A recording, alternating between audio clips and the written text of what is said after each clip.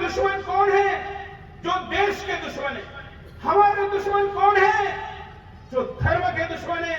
हमारे दुश्मन कौन है? जो मानवता के दुश्मन है।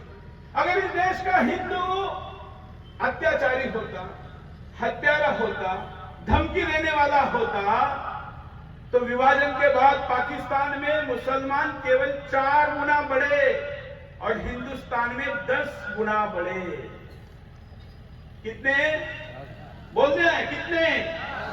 और पाकिस्तान में कितने? तो भाई हमने आपको सुरक्षा दी, प्रेम दिया, मजहब के नाम पर पाकिस्तान देने के बाद भी हमने आपके साथ भाईचारा निभाया कि नहीं? अगर हम भगाने के पीछे होते तो किसी की मजाक भी आ रही है, लेकिन हमने नहीं किया, हमारे पुरखों ने नहीं किया। लेकिन उसका सिला हमको क्या मिल रहा है? इसका हिसाब भी करना होगा कि नहीं? मजहब के नाम पर पाकिस्तान देने के बाद अगर 75 वर्षों में कोई खड़ा हो और ये कहे कि हमको हिंदुस्तान पर कब्जा करना है, तो करने देंगे क्या? नहीं तो हम कह रहे हैं, क्या ये कहना गैर कानूनी है?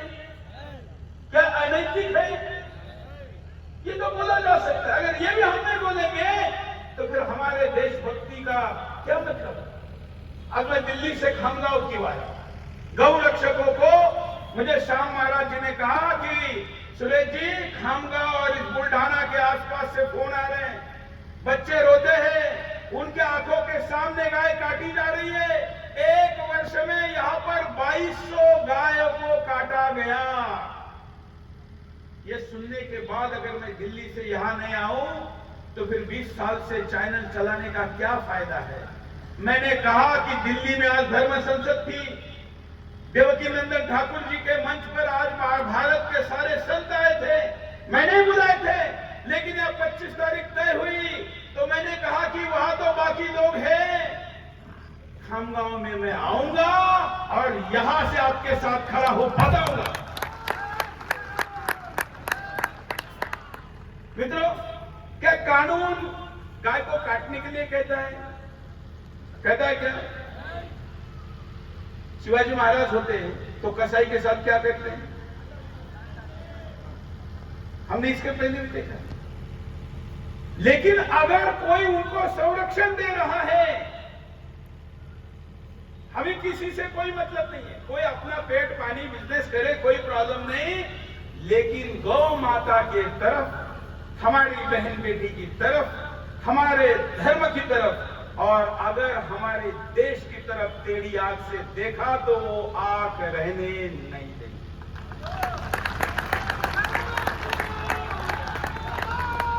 हमें दूसरों से क्या प्रॉब्लम?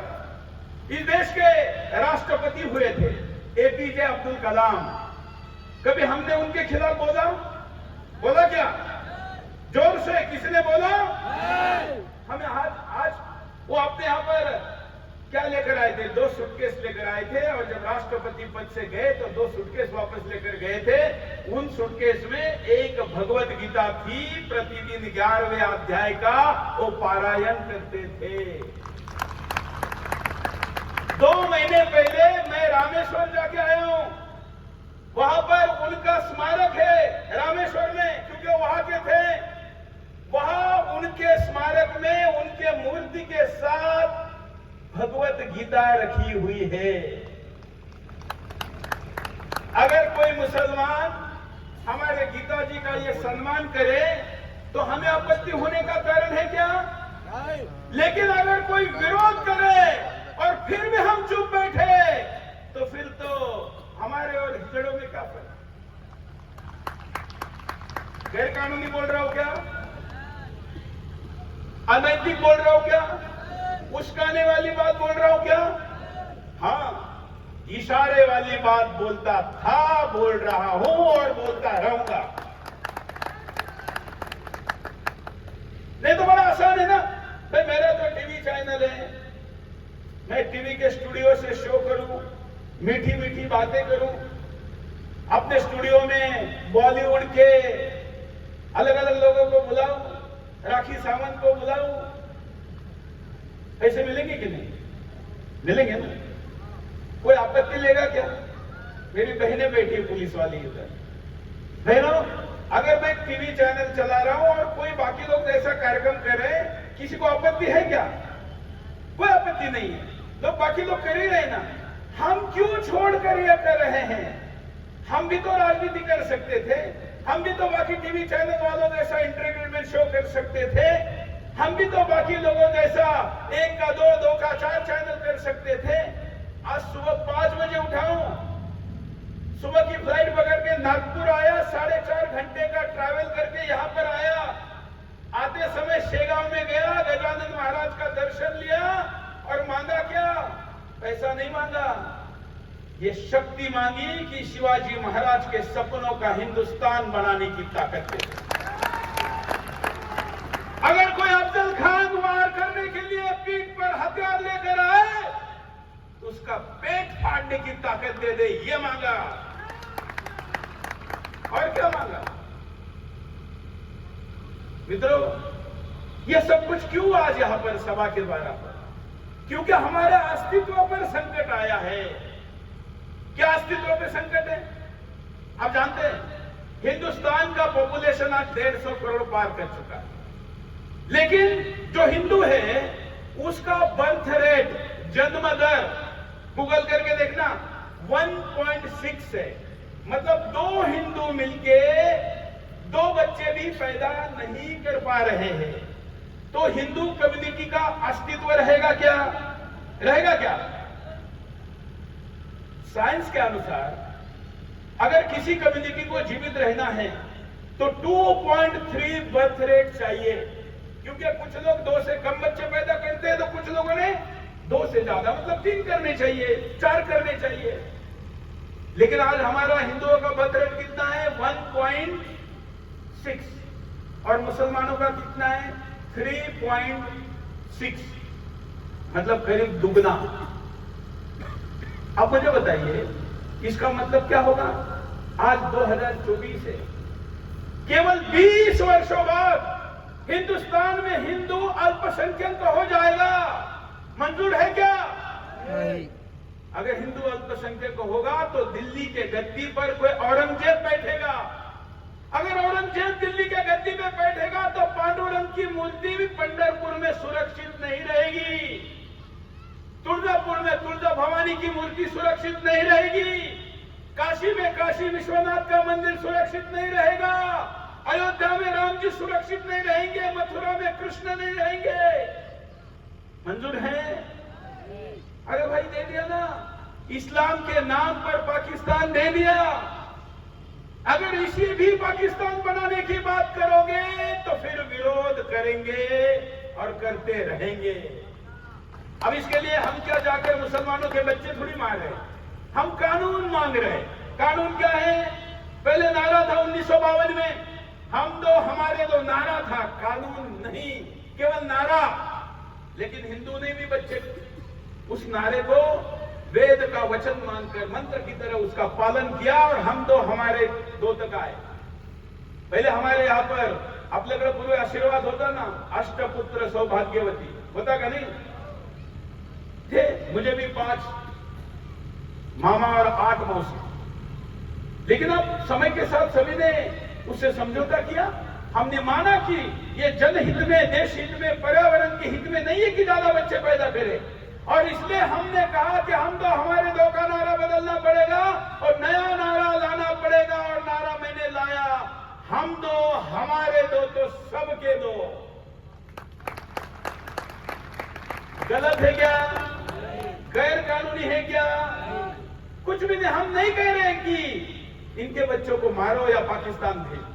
अभी तो हम यही कह रहे हैं कि अगर हमारे भी दो है तो उनके कितने होने चाहिए? ईसाई के कितने होने चाहिए? मुसलमान के कितने होने चाहिए? हिंदू के कितने होने चाहिए?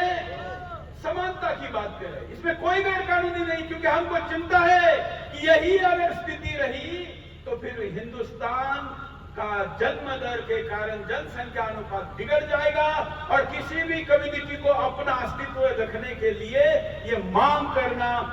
कुछ देशों में तो कानून है, किसी भी वंश के लोगों को कितने अनुपात जनसंख्या में देना है। सिंगापुर में कानून है, भारत भारतीय वंश के लोग कितनी संख्या में रह सकते हैं, उस अनुपात को बदल नहीं सकते। ऐसे सैकड़ों देश। हम खाड़ी देशों को लीजिए, अगर कोई कतर में, दुबई में, सऊदी अरेबिया में या सारे खाड़ी देशों में जाकर रहता है, 40-40 साल रहता है, नागरिकता मिलती है क्या? नहीं मिलती। पैसे कमाओ, सैलरी करो, बिजनेस करो, लेके जाओ, लेकिन सिटीजनशिप नहीं मिलती। वहां तो डेमोक्रेसी या लोकतंत्र तो है नहीं, लोकशाही नहीं है, मतदान का विषय ही नहीं है।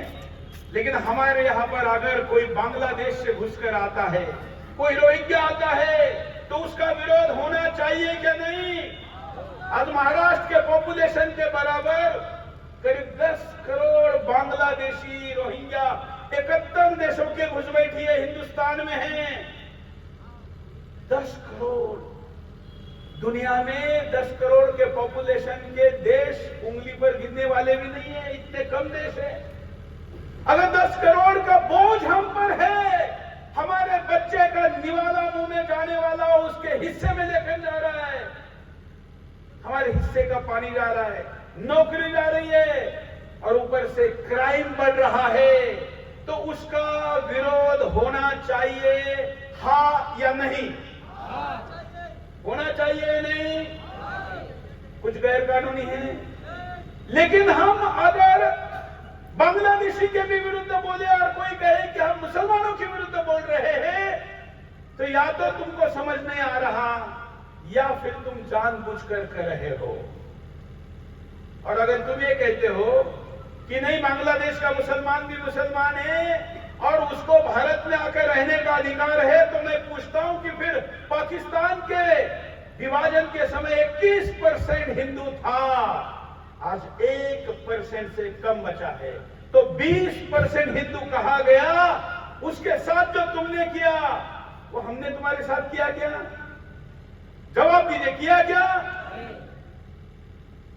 लेकिन अगर हम उस बांग्लादेशी के खिलाफ बोले तो भी कहते हैं कि मुसलमानों के खिलाफ बोल रहे, हम लव जिहादी के खिलाफ बोलते हैं तो भी बोलते हैं कि मुसलमानों के खिलाफ बोल रहे, हम लैंड जिहादी के खिलाफ बोले तो भी कहते हैं कि मुसलमान के खिलाफ बोल रहे।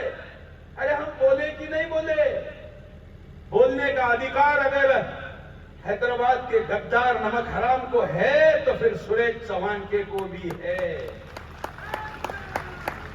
और हम तो उस लोकमान्य तिलक के महाराष्ट्र से आते हैं जिन्होंने कहा था कि स्वराज्य मेरा जन्म सिद्ध अधिकार है और किसी भी कीमत पर मैं उसको लेकर रहूंगा।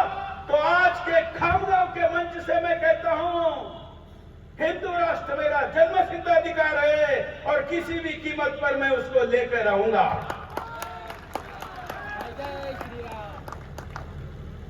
अब महाराज जी ने तो कहा कि हिंदू राष्ट्र कहना गलत है। भाई वो संत है, उन्होंने किस सेंस में कहा? मैं भी डॉक्टर हेडगेवार जी का स्वयंसेवक हूं। उन्होंने तो 100 वर्ष पहले कहा था, करीब 99 वर्ष पहले नागपुर में, हिंदुस्तान हिंदू राष्ट्र था, हिंदू राष्ट्र है और हिंदू राष्ट्र।